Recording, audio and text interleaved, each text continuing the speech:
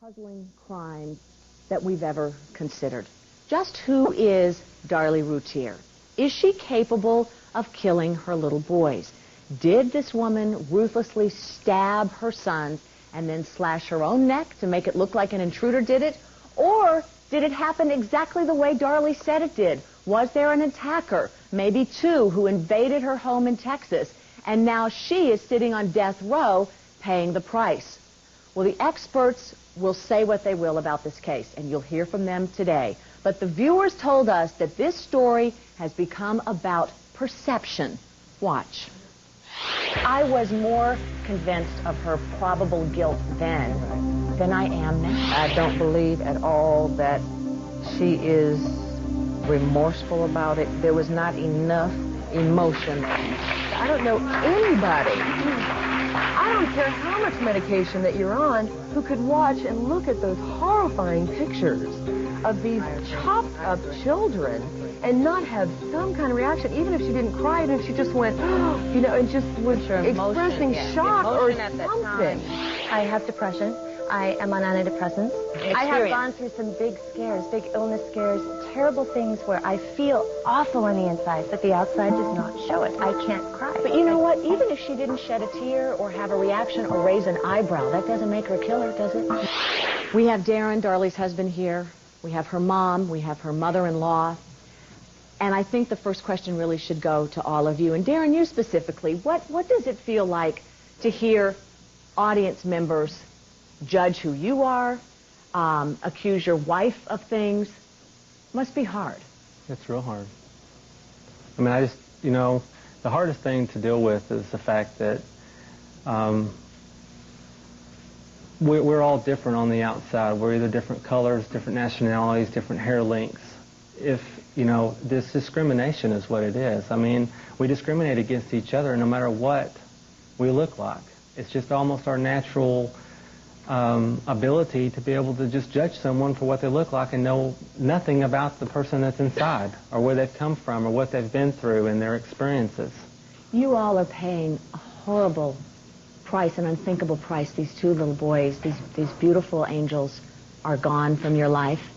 And every shred of your life as you knew it is now different. It's gone. The woman that you loved and still love is behind bars, a convicted murderer. Your job, you were living in a beautiful house. You had things. She had jewelry. You had the hot tub. You had all of that going for you. Now that's gone. And yet your love for her is as strong as ever? It is. When you all go to see her, when you go see your little girl, what's that like? It's real difficult because you try to give her hope and encouragement, but so many times she'll want to talk about Devin and Damon, and you know, that's difficult for her because she's so confined in there, and if she dwelled on that all the time, I think it would just drive her insane. I think she has to put that somewhere. But so many times when we go in to see her, we leave feeling more encouraged because she encourages us. Does she believe that she will get a new trial and she'll have a chance to say her piece, Cyrilda? We were so sure that she would not be convicted the first time. And when it was all over, the first time I visited her, I said, let me understand it. How can God let us down? And she said, you know, Mama, I guess it wasn't enough for me to be accused of this crime. I guess I had to be convicted. But being convicted doesn't make me guilty. And if they kill me, it doesn't make me guilty. She said if they killed her, she would be there with her sons, yes, Damon and Devin. She said, I'll be there with them. I don't want that to happen, but that's the worst that can do to me. Well, there are also reports that the court reporter's life is being threatened, all kinds of high drama continuing to escalate in this case that started there. We'll get to all the new evidence, and we'll tell you about the court reporter in just a minute. I want to read to you from a book called Precious Angels, and I'll tell you why. The woman who wrote this book is on my stage. You wanted this book to be damaging. Yes, I did. You wanted people not to shed a tear for Darlie. I didn't want anybody to lose any sleep because she was where she was supposed to be. She writes, Darlie Routier was a woman doomed by having it all. She has the dream house, had the boat, had the diamonds, had the hot tub, and still she needed more. She constructed an artificial life, from her pristine white carpets to the implants in her breasts. Once a doting mother who invited over all of her children's friends, she became a screaming tyrant who ordered the kids to stay the hell out of the house. As the young mother's dreams shattered one by one, her life became a hell on earth. Murdering 2 children seemed the only way out. My gosh. The woman who wrote those words, Barbara, you say now you don't feel this way? Not at all. What could possibly take you from this point to where you are now? Because I know things that I didn't know when I wrote that. Evidence? Evidence. Serious, tangible evidence? Very serious, tangible evidence. Okay. Tell us what it is, and then I'd like for you and Chris Brown, the author of a book about this case, to go through the evidence along with the family's assistance. What bits of evidence will we talk about in the show today? We'll talk about her injuries that were not gone into in the trial. Okay. An adult fingerprint in blood. That did not match Darlie or Darin. But was consistent with her story. Other evidence that was mishandled or hidden. One being in particular that I want to discuss is the bloody couch that she was laying on. A scuff mark, a bloody scuff mark, Chris? Well, actually, it's an edge of where the blanket or pillow was actually laying, and there's blood all the way around it, but where it's outlined, there's not. So, and also on the pillow, there's blood on the pillowcase, and also on the pillow. And they had actually said that she had slit her throat standing up at the sink, and that's not true either. We will run it all down with you, including the thing that got the audience yesterday, which was this sock. An athletic sock sort of like this was found 75 yards from the scene. Now, last time you were here, Barbara, you told me that you thought Darlie may have put the sock on like this, and may have, because her DNA was found inside the sock. Right. And may have smashed, done what with the sock on her hand? I believe she did it. Therefore, for her skin cells to be in there, she would slip it on, just as you have. And the spots of blood, one of the boys right on top of the other, would have had to have gotten there when that sock made contact with their wounds. All right. In a moment, never-before-seen photos of Darlie's injuries, and the family feels that these photos prove she couldn't have inflicted these wounds herself. And then this Texas attorney will tell us why he believes that the new evidence is ridiculous. We'll talk some more. Come on back. A real true miracle that I'm here today. I mean, 2 millimeters within your carotid artery is... And just the way that they suggested that I would have to do this to myself. And it was so ludicrous to sit there and watch them and just think, are people really believing this? Apparently, Darin, the jury did believe it. They thought that she set this crime scene, that she cut herself to make it look like there was an intruder.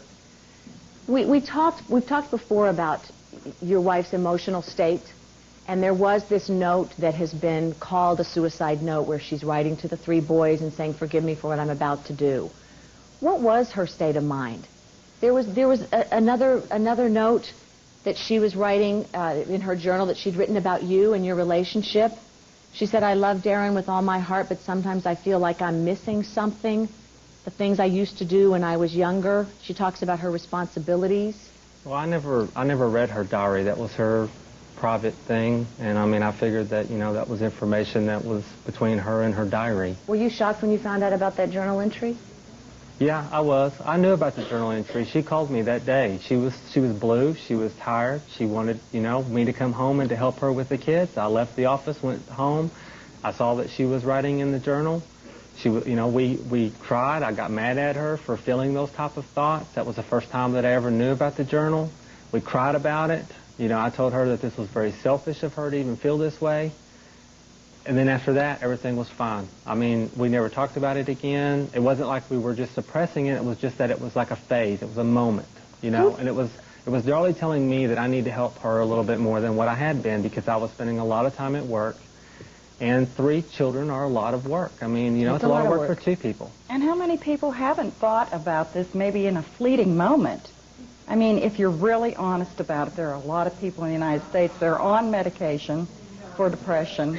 Well, maybe someone who's being medicated for depression would be dealing with some emotions that we can't really experience. But it was a contemplation. It wasn't an attempt. You know, you said, Darin, you've been quoted as saying you understand why an intruder may have come into this house basically and targeted your wife. The quote was, she's a good-looking woman. She's beautiful. I mean, look at the photos. I mean, you said she had a beautiful body and she had, I think, big breasts was the quote. Yeah, she did. And I've been mocked for even saying that. It's the truth. I mean, she's a 36 triple D.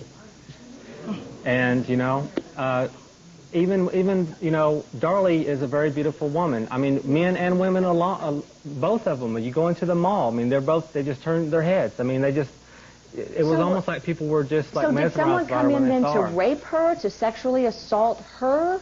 I don't think that was the intentions. And you said earlier that nothing was stolen. Well, my 2 boys were stolen from us.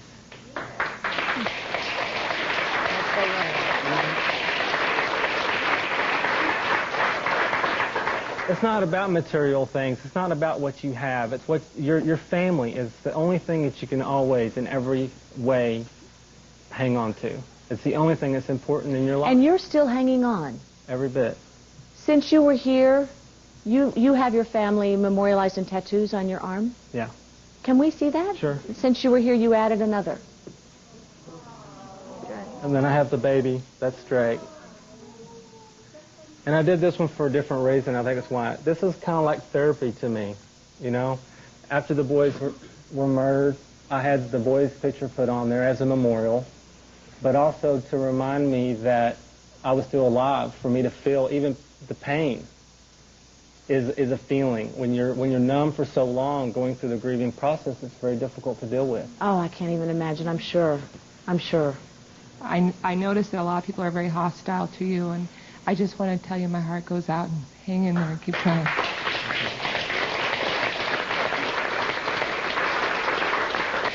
You're right.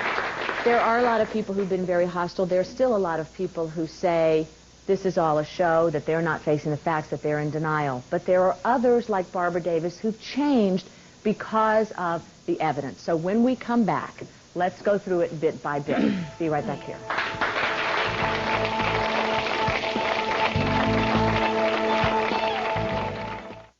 We were hoping to go in there and find her not guilty.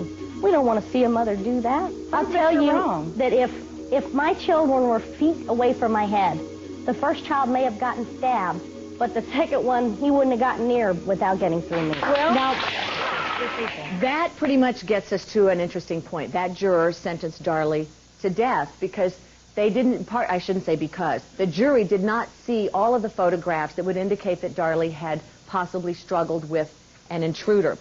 In this article defending Darlie, this is from the Dallas Observer, Ann Zimmerman wrote this, and there are photos in here of Darlie's wounds. Now, you're still impartial on your... I feel very strongly both ways, right? You could argue either side of it. Absolutely. You found these photos to be the most compelling thing to allude to a possible intruder? Exactly. I mean, she looks like she struggled with somebody. These bruises on her arms. It's what made me look into the case further. People said, Darin, that they thought you hit her with a baseball bat to get the bruises on her arms. That's ridiculous. But the only... And you think she would be on death row and allow me to just stay out here and be free? I mean, come on. Well, besides, if it was baseball, it would have been, you know, a whole... You know, we're talking about... She was bruised from here all the way up into her breast area. That's because the prosecutor couldn't explain the bruises to Chris, the go up here and let's look at the photos. Could we please? I want to show them on the big screen for the audience here. The bruises were actually on both arms. And also, the time factor involved is that the police picked her up. Here is the cut on her neck that came 2 millimeters from her carotid artery. Here's the stab wound down here. Go on to the next frame.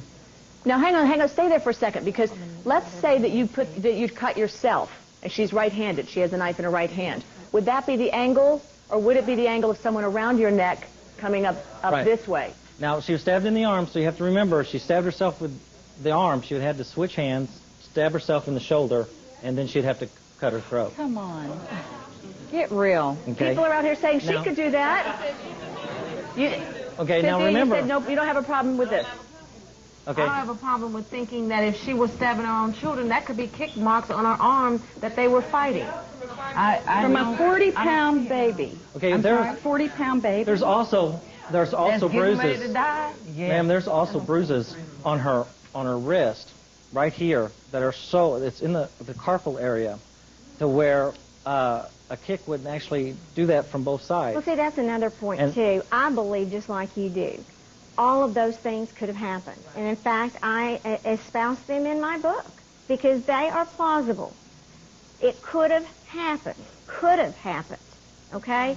But the injuries I did not see are the ones that really troubled me, that he's beginning to talk about. Now, this photo here actually goes all the way up to her wrist. Now, this is a tight photo of it, but it actually goes all the way down to her armpit. And it goes from here all the way to here, and then on her other arm, it goes from here all the way under. So, Barbara, you're saying these wounds were more compelling to you? Go ahead, Darlie. Well, I was just saying, you know, they're just so extensive. You know, you just can't. It's not one of those photos. It's all of them. You have to look at all of them. Look at Chris. Now, well, the thing is, they were compelling, and my question is this.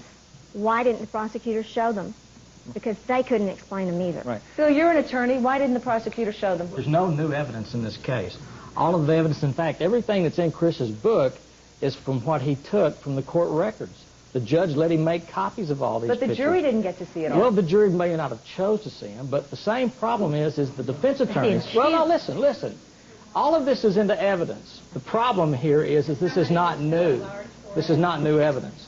Well, we haven't got to the Yeah, we haven't gotten there yet, Bill. Just hang in there with us. I just don't think that he's leaving out parts of what really happened. I mean, if there are 900 photos and only 400 is shown, and the defense objects to that at the trial, it's not because the jury chose not to see them. It was because they were not given the opportunity to see them. Right.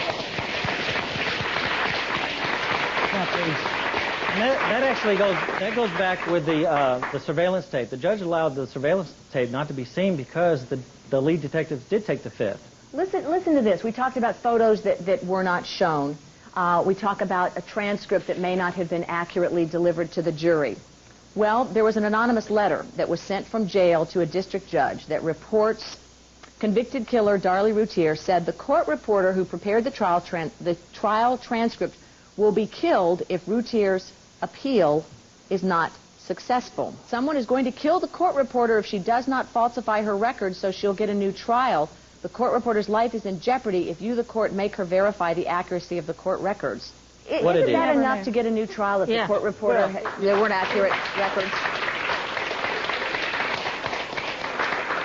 It very well could be, and probably, Leeza, in all candor, the best issue in this case right now from an appellate standpoint is this transcript aspect of it. The question is, we come out here, and before I came out, y'all were talking about her taking the fifth about not having any tapes, when in fact she did. That doesn't play into your hand as defending her as far as this is concerned, because if the tapes exist, then there's not going to be that issue for a new trial. But the issue is this. The jury asked to see Darin's testimony. Now, out of 1,400 pieces of the transcript, all 1,400 pages was wrong. So then they went ahead and they did a further extension. Now, the jury asked to see his testimony, and if everything's wrong, I'm not arguing with you about that. Then they can't take the jury back and say, oh, by the way, we want you to look at this again. I'm not arguing with you about that. I'm saying your argument now that there's something to do with this court reporter by taking the fifth when she really did have the tapes doesn't help your position at all. No, it doesn't. If the tapes are there, that's only going to hurt your position because then you are going to have a transcript. That's not right, but the tapes prove that the transcript is wrong. Is wrong. So you don't have the information. Arbitrarily typed in what you want. The audio tapes prove the transcript. You know what's not admissible? What's not admissible at a trial, of course, are polygraph tests. But there were polygraph tests given to both Darlie and Darin. We'll talk about the results of that right after this. Stay tuned.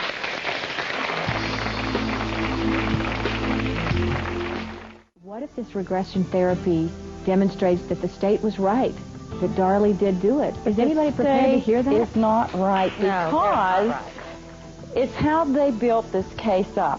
They said Darlie went crazy and was depressed, and because she was too heavy and wasn't the center of attention. Well, that's the biggest crock I've ever heard in my life. But they had no motive. None of you are afraid to take this next step? The next step we were talking about was regression therapy so that Darlie could remember exactly what had happened that night. Did you do the regression therapy? Yes, we did 2 sessions. What happened? Well, there are 5 points that they're going to use in her writ.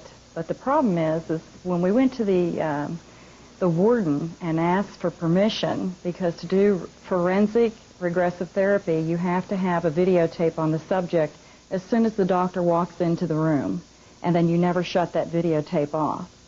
Well, everybody in the world has been allowed in there with a videotape, but when she consulted her legal people, they said, no, you can't have a video camera in there. So the doctor took another doctor in with them, so there are 2, and that's part of her appeal. But we do not know if they will allow it, if it'll be accepted by the court. Did she remember details?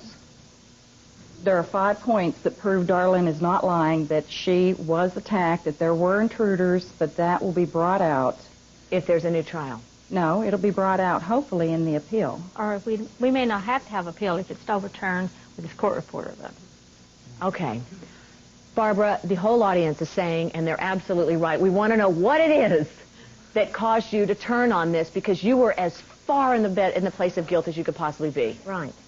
Go. Right. Some of the very first witnesses in this trial that the state brought out were the doctors and nurses that tended to Darlie. And I was interested in what they had to say. And they told me that she was unemotional and cold and uncaring. They said she looked at the corpse of her son in the trauma unit and had no response. Right. And one of the things that had an impact, and it wasn't just one thing, it was thing after thing. One of the things was when I saw the focus notes that these nurses keep. What did the notes say? Well, I brought some here to read to you. Because that was very damaging. They said she didn't want to hold baby Drake. Exactly. This is from the focus notes of a nurse that took care of Darlie. Patient, crying, visibly upset, very emotional, periods of angry sobbing, family at bedside with chaplain, patient very tearful. Then the nurse noted at 1200 when they were concluding their shift, patient continues to weep, which meant Darlie literally cried throughout the whole entire 7-hour shift. When it came to the testimony, this is the exact testimony. The state asked, when she was in your care, did you notice that she seemed upset to you? Answer, she was, her eyes were tearful, but she had a very flat effect. Didn't seem to have a lot of emotion. Now, so you're saying it's what they didn't hear that would have changed it. Would that have changed it for you, audience? No. Okay. All right, let's come out here and we'll take it bit by bit. Be right back.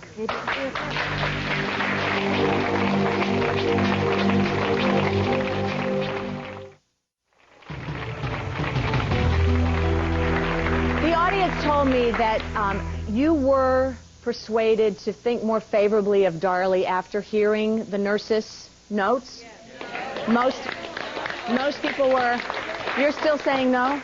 No, because it still makes her look bad because she wasn't showing that much of a remorse. But they lied. She doesn't understand. She didn't do anything. She didn't understand that the nurses lied. Make her Yeah, but understand. this is a great example of being able that the jury didn't know this. They only saw and heard what they were told. They didn't know before, and they were shown the focus notes, but they didn't really follow it. They didn't, it was kind of complicated to go over. And what they were also told and what they knew was that they had a brainstorming session before the district attorney with all of the nurses in the same room. They showed them all the evidence and said, hey, Chris, that happens in every prosecution. In every case. Isn't that something? So tampering with witnesses is something that we Well, it need did to do. happen on our side. I don't know about you, but That's I would have a problem with that. Yeah, they did do us that way. If that was the case, then why don't they just let everybody sit in the audience as they do the court, but instead they take all the witnesses out and bring them in one at a time so they don't know what the other one is saying. Chris, I've been doing this for 25 years. I have personally tried 13 death penalty cases. This is not my first rodeo. For you to sit here and think that there's something unusual of getting everybody in the room, Texas, getting everybody together, or the defense lawyers for that matter, all the witnesses together, And just the way have them change their mind. Well, now, out of what they wrote 2 days after what happened. Suggesting that you suborn perjury. Let me ask this. I want to ask Barbara something real quick. 10 years, better than 10 years she worked for the district attorney's office. Barbara, on how many occasions in the 10 years you worked there were you a part of a conspiracy with the police department, the district attorney's office, the judge, and the defense attorneys to put somebody on death row? Yeah, a victim's advocate. To believe this, you would have to believe. So her role would be a very big one. No. I'm so shocked by all this. To believe this, you'd have to believe that the Rowlett Police Department, We do. that the district attorney's office is one of the largest DA's offices in this country. Everybody involved on the defense team, I guess, because they didn't do their job, and a district judge all colluded together to put a housewife on death row for killing two But wasn't there tremendous pressure to solve this case? There's tremendous pressure to solve all cases. But what they do, Leeza, is they did in this case is this crime scene was contained. There was nowhere else to go. Well, now you guys feel, talk about that. Talk about the contamination. These things do not happen in a sterile vacuum. You've got two kids that one's dead and one's dying on the floor. Now, I've listened to you. The police don't make mistakes. Sure Is that they what do. you're saying? Sure they do. There's nobody represents more police officers. Absolutely. They're human. But what you don't do is you don't about a crime scene that people have walked through when you've got victims in there and potential other intruders at that point in time, and the police are doing their jobs. The paramedics are doing their jobs. The police are doing their jobs, and they're trying to save any life that they can. You don't worry about whether you're moving a table or contaminating the crime scene. That's secondary to the preservation of human life, and that's what happened here. Let's look at this fingerprint. Okay. All right, here's a fingerprint that did not match Darlie. What was interesting about the evidence was that there was 14 fingerprints found in the home. 2 of them were in blood, and what they did was they said that it wasn't enough to run, so they didn't run them. And my experts say Chris, why 8 and 12. The defense attorneys have the right to do that. I understand that. However, they didn't. Now, the thing is that the Plano Police Department was there's a gentleman there that was asked to see if they matched Darin or Darlie's fingerprints, and they didn't. Okay? Now, he never spoke to the defense. I spoke to him, and he's on the chain of custody. Now, here's the other one that was on the table. In the trial, now the reason, in the trial, James Crone says this is a child's print. And the reason why he can say that is because they didn't fingerprint the boys during their medical examination, or in the coroner's office. They didn't fingerprint the boys at all. They have no idea. So, yes, he can say that this is a boy's Bill, print. could that have been an intruder? The fingerprint, could that be These fingerprints are so high up on the door of what you saw over the intruder went out that the boys couldn't reach up that high. It could support any theory that anybody wants to believe, I guess. That's the bottom line. The bottom line is, though, is this jury in Kerrville that heard all the evidence, the credible evidence, the admissible evidence. This was available to them. It was available to the prosecutors. It was available to the defense attorneys, and they chose to not believe that evidence. That's a right of every jury in every case. And all across after 4.5 weeks of evidence, what they did was they went into the deliberation. It was 8-4. They rewound the silly string tape 9 times and then came up with a guilty verdict. And forget the 4 weeks of testimony.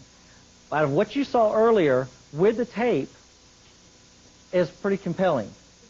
Now, here are the questions that were asked in the polygraph test, and when we come back, we'll tell you how they were answered by Darin, and we can ask him today, too. Did he know who placed a bloody sock down the alley behind the family's Rowlett home? Did he stab his wife? Could he identify anyone who attacked his children? We'll be right back.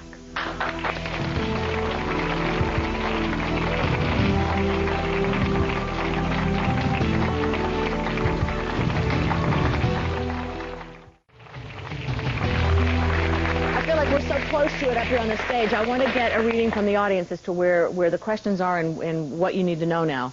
I was just wondering why the officer approaching the murder scene, knowing that somebody was leaving, they said that somebody was leaving that area, nobody Okay, we haven't talked about that. That's a good question. Waddell says, the first officer, that there was someone leaving the house when he arrived. Someone without a shirt on? He actually said it was Darin. But then Chris digitized the 911 tape, and you can hear Darin throughout the entire 911 tape. Darin didn't leave the scene. Not Darin. Darin didn't leave the scene at all until after the police and ambulance got there to go across the street. But he was on the tape in the beginning, in the middle, and also in the end. There was no other time. He's the intruder. Truly, Waddell is the only one that really said the intruder, and he walked away. Well, that's what we'd like to know. Who was this person? It seemed like out of all this time, they should have came up with somebody, a description of something, But you know, someone. it was never addressed in the trial. Well, there were no bloody footprints leading. That was another thing that looked bad for Darlie. Am I right that there were no bloody footprints leading out the back where she said the intruder escaped? Actually, there was. There was blood in the garage. Is that what this is, Chris? No, this right here actually is part of, this is Damon right here. He's laying down. All his wounds are basically in this direction. And when you stab, you have a straight line on your knife. The guy either had to be in this area or this area. And what happened was I found that there was a footprint here in the blood that the blood actually goes into. So the boot print was actually there. Now, before I finish, from a forensic standpoint, let me finish. Or is this your idea? This right here was also blood that they had talked about. This right here is the imprint of the shoe that was in the other photo. Is that you've had a forensic expert that's told you that? Let me finish. Well, else I'm never going to get through this. No, that's just a yes or no. This is right here. This is on their film. This is on their photo. I understand, but throughout your interpretation, exactly. And I say that in the your book. interpretation of it. That's right. Okay. But the only thing is that there are no boots in the house, and the Routiers didn't own any boots. How do you know it's on the primetime line? Okay. Was the bare I actually that was went and printed that out on the computer, and the lines actually line up with the marks that are on the door leading out. See, they testified that there would actually be blood on the bottoms of the feet, but there would be blood on the top. And when the door has marks of a ridge of a boot print. If they could identify Bruno Mogli's shoes in the O.J. case, you'd think they could identify what happened here. This was not even an issue. Let me finish. What, Darin? This was not even an issue. They testified that within 20 minutes of them walking in on this crime scene, they had already made up their mind it was Darlie and it was a done deal. And that was testified. There was no one looking for the intruders. There was no investigation. There was only to be tested what the prosecution wanted to have tested, and we did not have the money to have tested that would prove Darlie's innocence. And that's right. If we'd had money, it wouldn't happen. The audience I talked about the polygraph. In Chris's book, this was from a news report. Darin, your quote is saying, "I have nothing to hide. I mean, if you're innocent of what they're accusing you of, then you're more likely to participate in the test to prove they're wrong."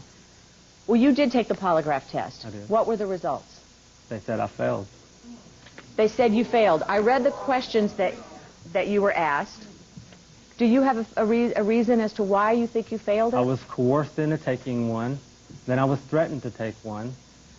In He was fear interrogated that, for about an hour and a half. I was interrogated before. by a police officer. I have a real problem with police officers. I'm in fear everywhere that I drive. You know, I take it. After the interrogation, I'm all upset. Now, this was a polygraph, though, that was requested by the family, and it was a friend. No, we didn't request. No. Well, Pardo, I mean, the guy that's working, it was. He said Let he me would tell go you, long. I was there for all those hours. Darin had not eaten in about 36 hours. He had nothing but a Dr. Pepper. And we thought, we were waiting out there for him. He came out as an hour and a half or 2 hours later. We thought it was over. They had just been in there telling him all these things he has done, and how he did it before it started. No, we did not hire him. Believe me, I can tell you. I jumped all over that man. I did not hire that man. Pardo, the job. Beginning, and then in Primetime Live, you all changed your mind down the line. Wait, he wasn't even involved during Primetime Live. No. In the report that I got, let me tell you, I was there. Interesting, isn't it? We all know enough about it to form our own opinions. Before that happened. We'll be back to tell you about Darin's remarriage to Darlie behind bars. All right, stay close. Yes, you may. Barbara feels that what many of you said to me, she still doesn't think she's had time to address why she's changed her mind. Let's have no interruptions. I changed my mind because of the evidence that I saw. Let's start with the injuries. We've talked about those. I would have loved to have seen her necklace, which everybody claimed that if it happened like she said, there would be nicks in the chain. But there were no nicks, I was told, and the jury was told, but there are two definite nicks in the necklace, pretty much positioned where they would be if she were laying flat. The other thing that is real important to me is I was told by the state that if this occurred the way she said, and she didn't do this over the sink, and she did it laying down on the couch, there would be blood on the couch. Where's all the blood? Well, I've seen the couch, and there's blood all over it. Now, one of my questions for Bill is, they released that bloody couch and a chair with just as much blood on it to this family. Now, I know personally there is a chair that a doctor was murdered in that is still there after 15 years in the evidence room in Tarrant County. Why would they release this bloody evidence that should support her story to this family who washed it off and sold it for her defense money? The issue is whether people are involved on both sides of the docket, prosecutors and defense attorneys, that prohibit that from happening. There's not a good reason for why it did happen. If life is perfect. And it's not. We started out by especially saying, not in these kind of cases. We started out saying this was a case of perception. Tell me when we come back how your perception of who Darlie is has changed. Because even though you changed your mind on the case, you weren't prepared to meet the person that you met in jail when you went there to ask for forgiveness. Right. We'll be right back. The case here. They spent 4.5 weeks. They may spend 4.5 more months if they get a retrial. Let me take it back to where we began, which is a more emotional place. Darin, you've never once, you told me time and time again, thought, what if she did it? No. You're so committed to Darlie that you have renewed your wedding vows? Yeah, we had, even before all this happened to us, we had started talking about getting remarried on our 10th anniversary because our first wedding was real small. We spent a maximum of $50 or $500. Had a sweet little wedding in the back, and of course, you know, we were financially doing a lot better, and we wanted to really have a big party for the family and friends, and have Devin and Damon, you know, do the candles and and just have a real nice formal wedding that we really never had. And instead, we had to put our hands up against the glass and just look at each other and say, I love you, and I want to be with you for the rest of my life. And no matter what it takes, when I say, till death do us part, that's what I mean. Because I will be a man of my honor.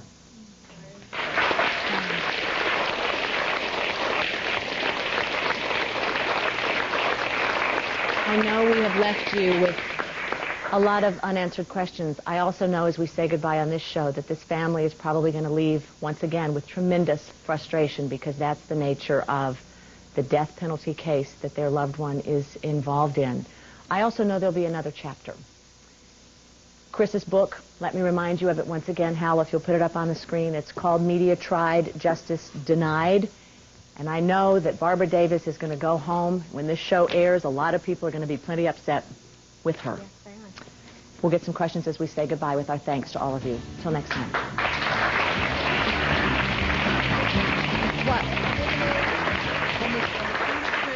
The boot print, did they eliminate all the people that were on the crime scene investigating, all the cops, all the EMTs, all of the crime scene people? They didn't do elimination prints on everybody. Did they do elimination prints?